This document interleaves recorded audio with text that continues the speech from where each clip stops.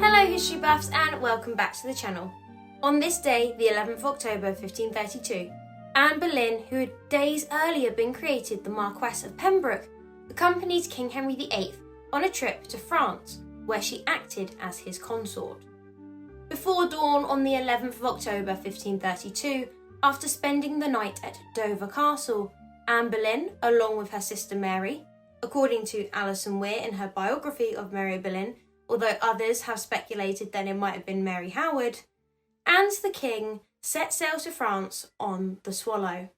Why were they travelling to France? Well, this trip was taking place during the king's great matter, and Henry at the time was trying to annul his marriage to Catherine of Aragon, so he could wed Anne Boleyn. Calais at the time was owned by the English, so this provided a close and convenient place for them to stay while in talks with King Francis I of France.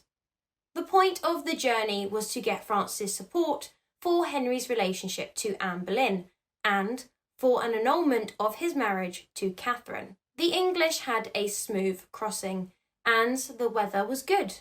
The royal party landed at Calais at 10 a.m. and were greeted by a royal salute. Henry and Anne then went to hear mass at the Church of St. Nicholas before retiring to their lodgings at the Exchequer. So far so good, right?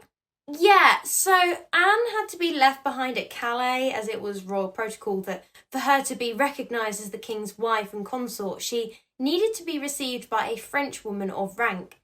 And well, Francis didn't bring a train of ladies with him to Calais to receive her.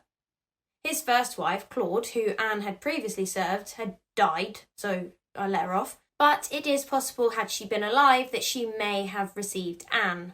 Since Anne had left France in 1520, Francis had remarried to Eleanor of Austria, who was the niece to Emperor Charles V, and as Anne had usurped Catherine of Aragon, who was Charles's aunt, there was no way she would receive Anne.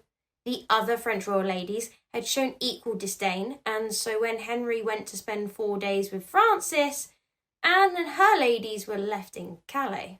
After spending a few days with Francis, it was Henry's turn to host, and the two men returned to Calais on the 25th of October. It would be here that Francis gave Anne a diamond, and 2 days later, Anne would make a dramatic entrance at a feast that Henry held in France's honour, where she is said to have really made an impression on the French king. Henry and Anne would say their goodbyes to the French and return to England in November.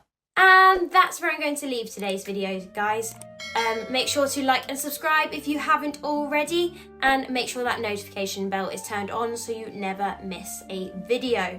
If you want to learn more about Henry and Anne, then I have videos that go deep into both of them, so be sure to check them out. But until then, have a wonderful day. Bye!